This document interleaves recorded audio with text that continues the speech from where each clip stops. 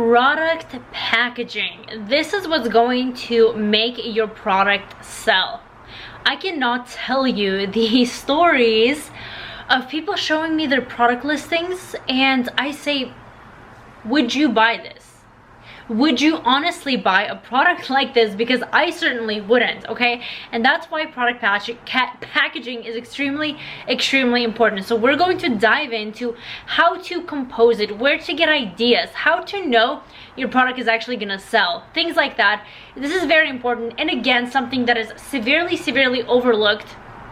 Everybody tends to just focus on the numbers, but not so much on product packaging. So we're gonna discuss what types of products actually need product packaging, where do you find the product packaging, where do you get it, how do you know what to put, what color scheme to use. It seems like a lot when you first look at it because there's so many options, but when you actually think, this way, and I'll show you which way, you will actually understand that there's a very simple formula, and we'll get into that. So let's go. Let's talk about product packaging. So let's look at this product right here. This wonderful, beautiful, creative, it's a doorknob. You can't do anything here, okay? How would you package this? Do you need a box, a fancy box for this? No, absolutely not. If you're even thinking about putting a product such as this into a beautiful designer package, you are wasting your time and your money. This is a product that can easily go into OPP bag, maybe with some fluff around it so it doesn't break. That's all this needs, okay? You can actually see here a good indication of if your product actually needs a package or not is by looking at what's on the listing. If there are no boxes or anything really creative or nice here, then you probably don't need a package for it, because that means no other seller is taking the time to package this, so you don't need to already. People are buying this based off the functionality, not of kind of the design. However, other products do need this, right? Let's look at this product right here, and we'll go through them and kind of determine how to actually select your package, what to put on it. Dog treats, right? If you just have dog treats out there without any packaging, it's not gonna look great. If you go to a grocery store, right, and you're buying granola, you can buy the same granola or the same rice, the same almond covered, chocolate covered almonds, which is my favorite thing to get, best dessert ever. You can buy it in bulk and you can put it in a little plastic bag that they provide, or and it's, let's say it's $2 a pound, right? You go over to the next section where all the snacks are, and the same exact product, literally the same exact product, is like $5.99 for the same quantity, while in bulk it's $2 a pound, right? So it's crazy. It's the same thing. I mean, maybe they have a few added ingredients, but what you're paying for is the perceived value, the brand. You're paying for this, right? Let's zoom in. You're paying for burger bites.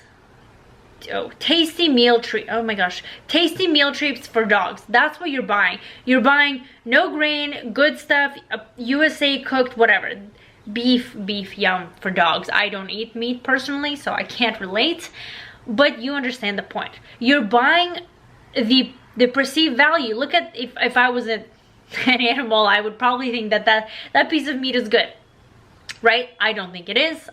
Anyways, but same with gourmet food. When you're buying something, you get attracted to the packaging, so you gotta dip into that psychological aspect, and this is what you have to portray. You have to portray happy animals. You have to portray the benefits of the product, because psychologically that's how you purchase in the store.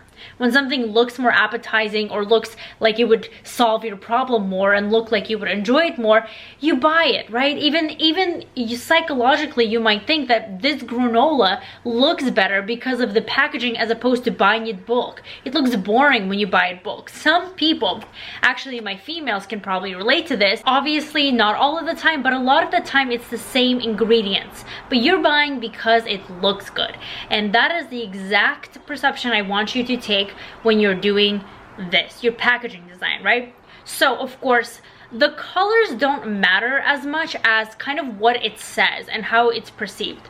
Well, if you look here, right, a good thing to do is to visualize how you can stand out with a color. It doesn't have to be anything specific, but I would say first off, products that do need packaging, let's just get this out of the way first, typically tend to be toys, kind of giftable items, a lot of in the beauty category, kind of things like that. Especially a good indication is if you see packaging on the first page, that's how you know you need to put effort into it. So here we see this, right?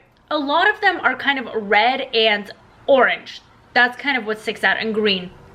What I like to do is kind of pick a color that most people don't have. So if everything is kind of like darker colors, I would pick a lighter color. If everything is lighter, I would go boom and I'd add some darkness, because that distracts the person. We're obviously going to plan on ranking to the first page, and once we're there, we want people to see us. So that's kind of how you stand out initially, is for that, right? So that's the color that I like to go for. And then I like to use symbols. For example, if it's kind of a, let's say someone is looking for vegan treats for their dogs, which I don't know if that's a thing, but let's say they are, or that's a big pain point in this industry, I would put a vegan symbol if the treats of course are vegan and eco-friendly, whatever, healthy, right, organic. I would put those symbols on visibly.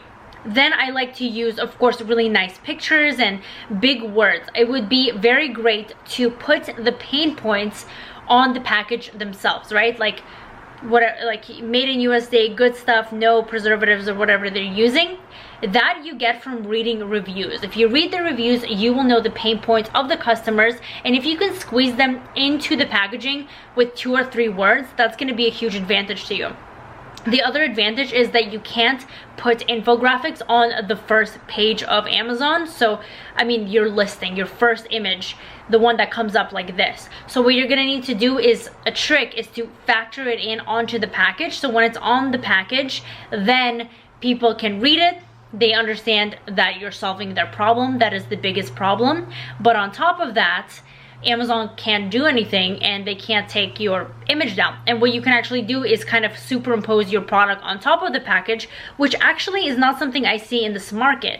This goes more into like optimizing your listing and putting images, is what I love to do. I teach this in my course to all my students. And it's actually, this is what they should do is, for example, this burger bite, so this one right here, what they can do is actually have the package, but then put the treats right in front of the package, so the customer sees the product and the package at the same time.